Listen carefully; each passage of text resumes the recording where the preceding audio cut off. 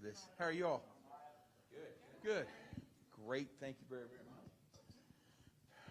very much. Welcome home. I love this. I love sleeping in your own bed and coming down and playing a stadium. It's very sweet. We see this stadium from the house. For anybody who may know their history with me in this town, we moved into Mayor Fulton's old house 90, maybe, 91. And I've always seen when the stadium went up, we get to see it from the house, so it's pretty neat to get to play it, see it. When they have a game here at night, you can see the lights down there and watch it on TV back at the house. Pretty cool. So needless to say, excited to get to play here. Band and crew has been waiting for this. This is I think it's pretty much fair to say this is the closest return, since this was the last place we played in the comeback tour. This is the shortest amount between stadium show and arena show, and still the people showed up in amazing fashion. We'll have a house a little over 70 tonight, which is nice. It'll make it nice and warm. That'll be fun. Be really good, and just excited to get to play. Why this is different from anywhere else is simply because those people in those seats, I know a lot of them are going to be people that I live right next door to. Going to be a lot of people that plumbed me and Miss Sherwood's house there, roofed it. This is going to be the fun. These are going to be the guys that, while you sit there while they're working their ass off and you show up in shorts and sunglasses going, I wonder what that guy does. I finally get to show them what we do. So just excited to be here. Nancy, any statements we have to cover at the start? Yeah, I think it would be really cool if you said we set a record. We did? Oh, sweet. For highest number in attendance at Nissan Stadium. Oh, no kidding. That's sweet. That's awfully nice. Does that count me? Okay. We want to keep that number going up, Nancy. That number's going up every That's good. That's good. That's sweet. It'll be fun. You know, when people go, do the numbers matter? No, they don't. It's the connection that you make. But I'm going to be honest with you. 70,000 people. Singing the River is cooler than 13,000 people singing the River, even though the 13,000 was great. Anything here at what I have to compare it to here, MTSU, I don't know if you're ever going to beat that concert. That concert kicked ass here 100 years ago. And then we moved into what was the GEC then. Played it with a young lady by the name of Tricia Yearwood in 97, maybe, something like that. And then I was lucky enough to end the comeback tour here. We got a couple shows, 2 or 3 shows here to end the comeback tour with, and could not have been better. Used a lot of that for the live record. I think we might have used. I'm trying to think what we might have used from here for the live record. It might have been the dance off Triple Live. For an industry town, that's tough. L.A., New York, Nashville, those are tough places to play because the industry, they see everything. But Nashville's always kind of treated, I've always felt the Nashville show was more like just coming home more than going to work or playing for the industry.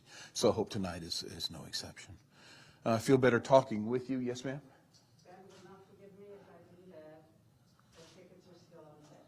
Oh, very good.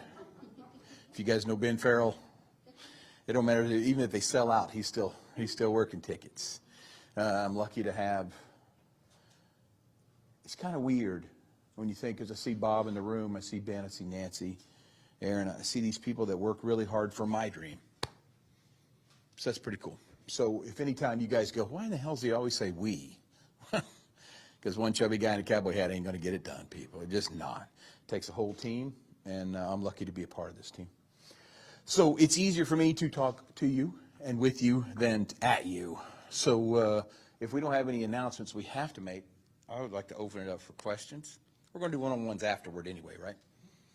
And so it just makes it better for me. Sorry. Yes, sir. Michael, Channel 4. Hey, Michael. A lot of people are coming to see you. Did you want to do it big? I think a lot of these people will be seeing you for the first time, the first live show they've seen in a year and a half. I'm sure that can be an honor in some ways, but did you know you wanted to do it as big as you are? Yeah, I mean, you dreamed it. If you grew up with Freddie Mercury as one of your heroes, and then you marry that with George Strait being one of your heroes, and you're going to probably end up with a Garth show somewhere, and that's totally flattering to myself to mention those two names and comparing it to his. But if you ever saw Live in Rio with him, you know, the hundreds of thousands of people that are chanting everything he says right to him back, you get that big vision in your head. You grew up in sports, so you get that big vision in your head. You want to play in an NFL stadium, right? But you didn't think you were going to be playing music. So, yeah, it's pretty cool. I will tell you this, it's a toss-up. Right now, Manny McCormick has us out doing dive bars, too. Still off the Blake Shelton single, because I fell in love with them. That's where we started. So dive bars are fun, too. So the trick is try and make a dive bar a stadium. Try and make a stadium a dive bar. So what we'll try to do tonight, as big as it is, we'll try and shrink it. Try and shrink it really quick. Make it personal, make it a party. Once the concert goes out the window and the party starts, then it's like you just kind of watch. You know, we were in Cheyenne, Salt Lake were our last 2 gigs. This is not a statement of humility, it's a statement of honesty. I could have left the stage on Friends in Low Places, they wouldn't even know I was gone. They were just, dude, just turn it over, let it go.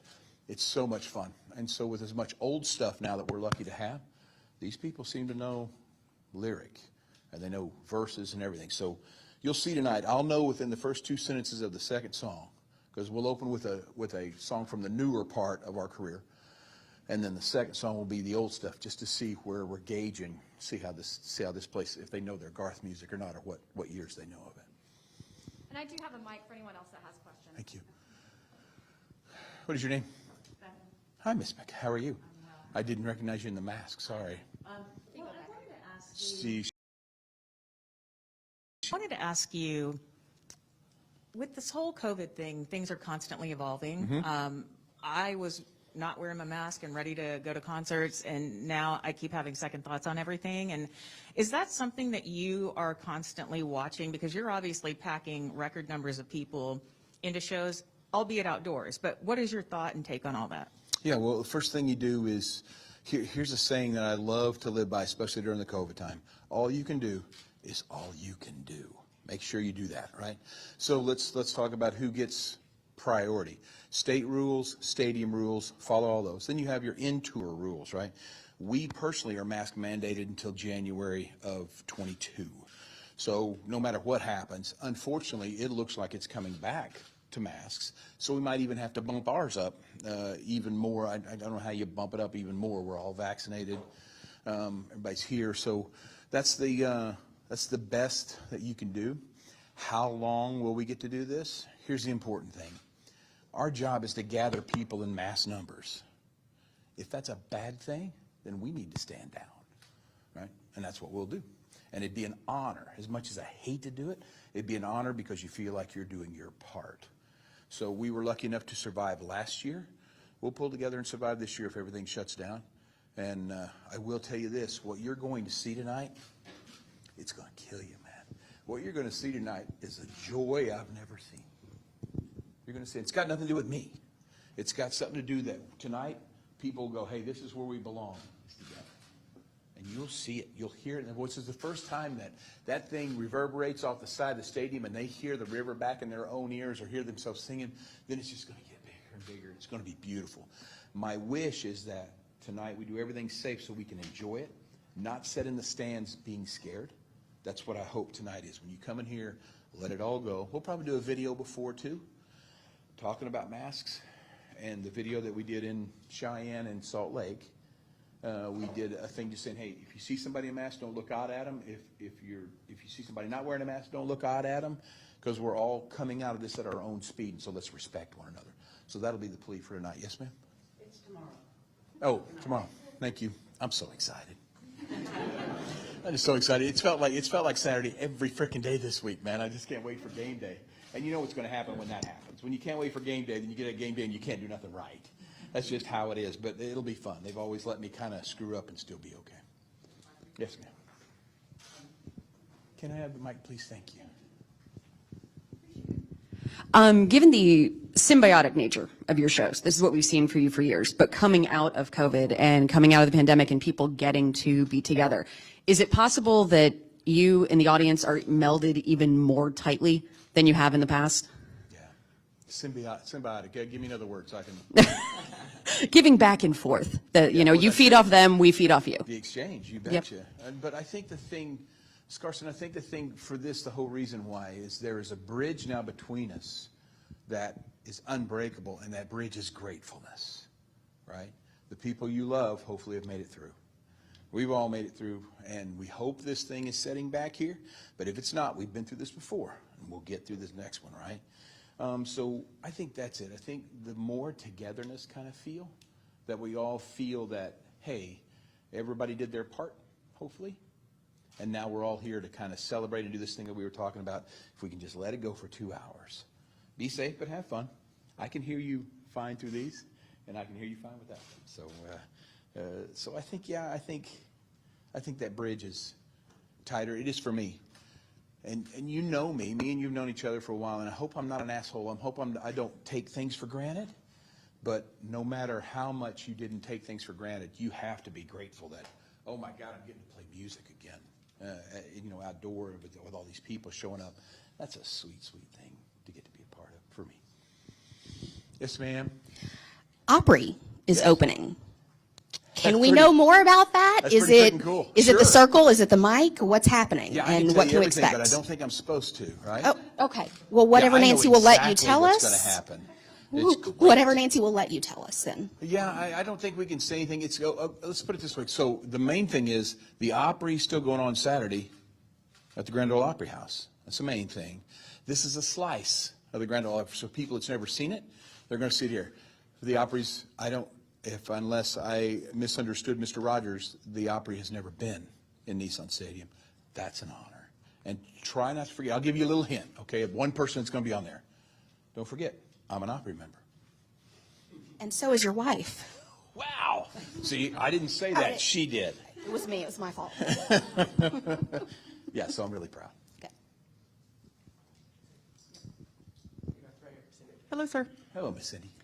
So I noticed that you're back in the running for Entertainer of the Year at the CMA. Is that a place you want to be this go around? Well, you always want to be. It's very sweet.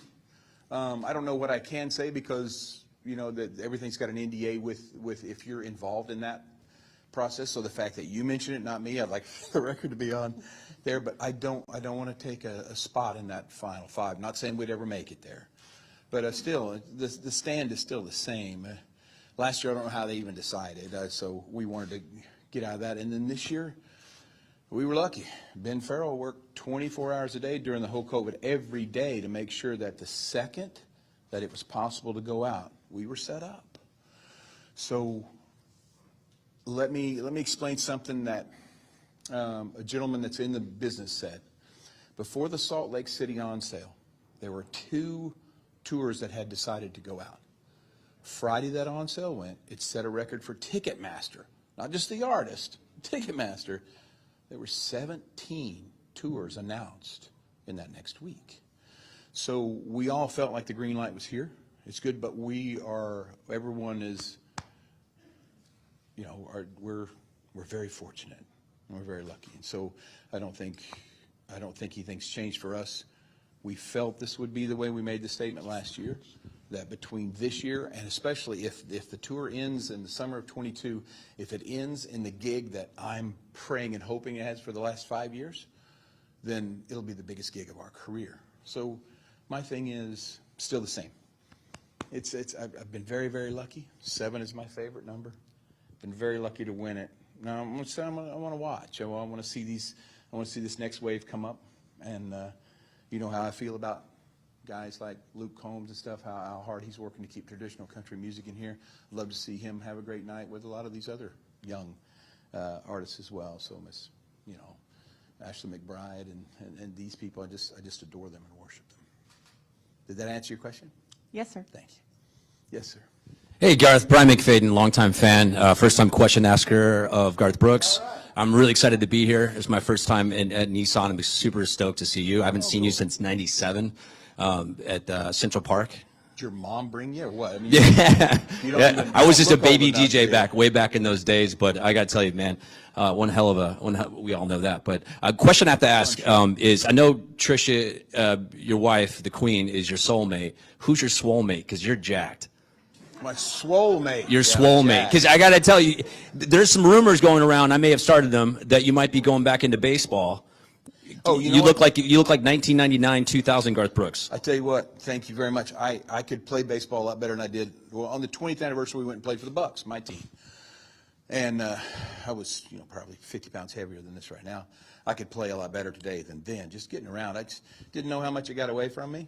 But the truth is, if anybody's raised babies, for 16 years you raised your babies, and then the comeback tour, you never had a chance to even do anything with yourself with 390 shows.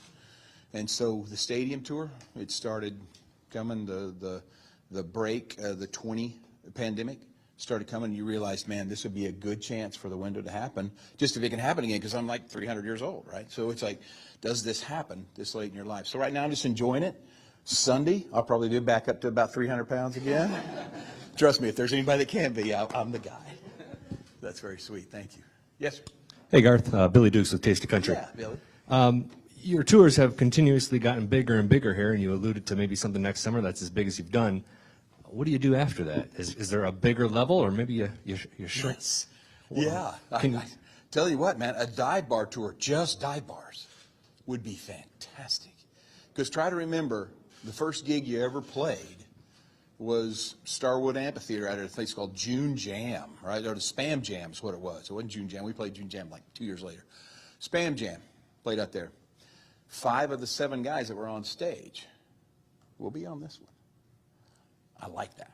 So it's fun to go back into dive bars. But the great thing about a dive bar now, you're not rolling in with much too young to feel this damn old, that you're going to play 3 times in the night, and each time they're going to be so sweet to make it sound like it's the first time you played it. No, you're going to roll in with some other songs like Callin' Baton Rouge, Thunder Rolls, Friends in Low Places, right? This makes a dive bar a blast. If there was some way for somebody to make money, like the dive bar or record label or something, it would be great. I think a dive bar tour would be perfect. For me, I just do it just for the fun of it. There wasn't any money when you went through the first time, and there's no money in dive bars now. But I'm telling you, the joy is overwhelming. It just kills me. And the only thing I hate is that there's only 900 people or 600 people that get to enjoy that, But going through country radio, I love it. Country radio, when people start tweeting, I haven't heard a busy signal since the 90s, right, when they're calling in, because that's the only way they get tickets to these things is through your country radio station. I love that. That brings back old school for me. A lot of fun. Anybody else? I think I might have some. Yes, sir. What's your name? I was going to ask, it's like you're kind of kicking off a bunch of stuff back to back here around Nissan Stadium. What's it just say about Nashville bouncing back? Like they're putting that major race, the Indy car race, you saw the Bears. What's that say about the city just coming out of the pandemic and just, putting all these big events where like we're expecting, I think yours is what, 70,000 and they were expecting, I think 100,000 of that. What's that say about the city? What sets Nashville apart for me for everything else is if you're a Nashvilleian, remember going into this pandemic, wait a minute, there's a tornado that came right through this frickin' town, right? And this town stood up, collected together. Now the pandemic's going to crush, it's going to put its weight on. And the town still stood up through it all. So my thing is, Nashville is going to be Nashville no matter what, because it's proven itself 100 times over. But what I tell everybody is Nashville is the place for the next 20 years. This is the place, man. It's boiling, it's bubbling, but at the same time, it's got sweet people. It's got people who are here for the right reasons, right? So that's what I like. Full of dreamers. But if you look at the music industry and, in the 90s and the 2000s, the music industry was 5 or 6 down the line on the money makers here. So that's what I love about it, too. It's known for its music, it's known for its dreamers, but at the same time, this town is stacked with good economy, good future, good people. So that's awfully sweet. We, like I said, when we started this, I'd live out in where you see the city from the north up there, and we've watched it grow. But it hasn't become a city that doesn't care, because it shows itself every time. You watch what happens, man. We're all sitting here on this pandemic. If we go back in, we'll handle it well. And if something, God forbid, should happen during that time, we'll kick its ass too. So I'm really, really happy and very proud. Told them, was telling them 2 days ago, I'm not from here. I'm an Oklahoma native, but this place has treated me like I'm from here, and it's given me a home here for me and my children. So I feel very lucky to be a resident of the great state of Oklahoma and the great state of Nashville. Both of them full of dreamers and a lot of country singers in both too, which is good. Yes, sir. Moose from Jack up here in Nashville. Hey, Moose. Talking about, Nashville being a second home to you. You've got a bunch of friends around here. They all have bars here. When is the Garth bar? I tell you what, it can't come. It just I hate to say this, it makes sense. So it can't come soon enough for me. I know exactly the way I want to do because I live in the dive bars. Just take the fun thing out of every dive bar you've ever been in. Because for me, that's what it's all about. A bar should be a place, kind of like, which is kind of wild. I've heard them compared to each other and totally get it. A church and a bar, same thing. And that's your consistency. That's the people that you lean on in hard times. You come there to get guidance, and sometimes you get a little bit too much guidance, but hopefully your friends around will make sure that you get home safe and all that stuff. But that'd be a fun thing. And I gotta tell you, man, with getting to be part of arguably one of the most sing-along songs ever in all of music, that's a fun direction to go to. I'd want the shirt alone, that I'd been in a Friends in Low Places bar. That'd be fun. So I didn't answer your question, but so you know, I'm in the same boat with you. I think it's something that should belong here, and it would be an honor if I ever got to do it. Wow. That way you get a residency, sleep in your own bed, don't make any money. It's perfect. And increase tourism. I like it. It's great. We good? Guys, thank you very, very much. Thank you. Okay, so everybody, for camera crews, if you want to come down here and just kind of space Thank you, yourselves sir. out. Appreciate you.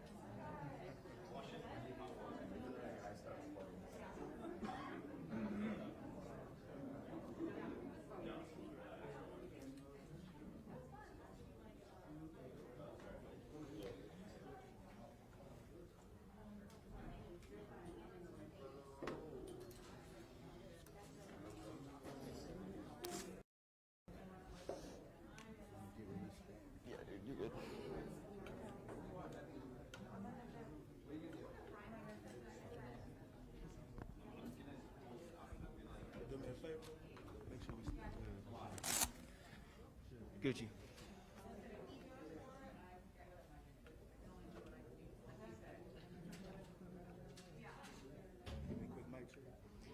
Check, check, check, 1098. Yeah. Yeah. Love that.